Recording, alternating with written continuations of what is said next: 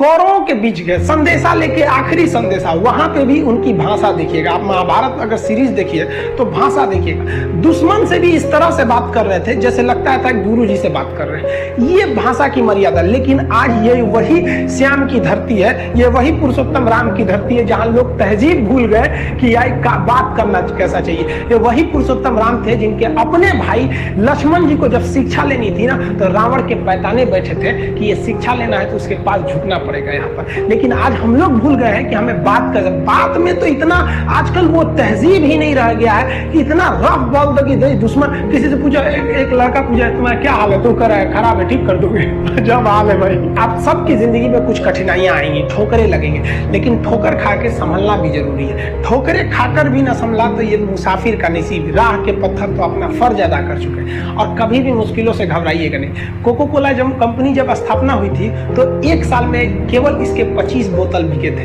Company का दिमाग हिल गया था। लेकिन आज के समय में दुनिया में हर जगह कोको कोला बिकता है और इसने तो फिजिक्स को उल्टा कर दिया। लोग कहते हैं ठंडा मतलब तो कोको कोला। भाई साहब, ठंडा मतलब वो होता है जिसका टेम्परेचर कम हो। लेकिन इतना भी कहा कि इसके आगे लोग भूल गए कि ठंडा मतलब कोको कोला नहीं होता, ठंडा मतलब वो चीज जिसका टेम्परेचर कम है। ये मत सोचिए कि एक महीने में क्या होगा, एक साल में क्या होगा। आप ये सोचिए कि अभी जो 24 घंटा आपके पास, इसमें आप क्या कर सकते हैं इस 24 घंटे के अंदर अंदर। क्योंकि कुछ पाने के लिए कुछ खोना नहीं बल्कि कुछ करना पड़ता है। इस समाज का एक दस्तूर है कि आप कब सही थे ये कोई याद नहीं रखेगा, लेकिन आप गलत कब थे ये कोई भूलेगा ही नहीं। तो इस दस्तूर है, ये सबके साथ होता है, इसे लेकर चलना है। समाज की जब दर्द और कड़वी बात जब ये दोनों सहन होने लगे आपसे, तो समझ जाइएगा आप जीना सीख गए। हम भी कभी कभी महिलाओं को, लड़कियों को कुछ कुछ बोल देते हैं, आप बुरा नहीं मानेंगे। देखिए, क्लास की भी जो लड़की रहती है वो भी समझती है। और जब तक हम हैं, किसी के भी पढ़ाई में पैसा बाधा नहीं आएगी। हम शुरू से यही कहते हैं कि अब राजा का बेटा राजा नहीं बनेगा, राजा वही बनेगा जिसमें योग्यता होगी। क्योंकि गरीबों को छोड़कर हम देश को आगे नहीं ले जा सकते। ये बचवा जो है, देखिए गरीबी कितनी बेशरम चीज हो। बेचारा अपने छोटे भाई को कंधे पर लिया है और आगे पेट पालने के लिए पान बेच रहा है। कौन सा यूनिवर्सिटी इसको पढ़ा देगा? कौन एडमिशन देगा इसको? ये पढ़ लेगा? दिल्ली में 1 लाख रुपया 2 लाख रुपया फीस देके ये बड़का बड़का ऑनलाइन जो कंपनी बैठी है वहां पे 60,000 70,000 रुपये ये फीस दे पाएगा?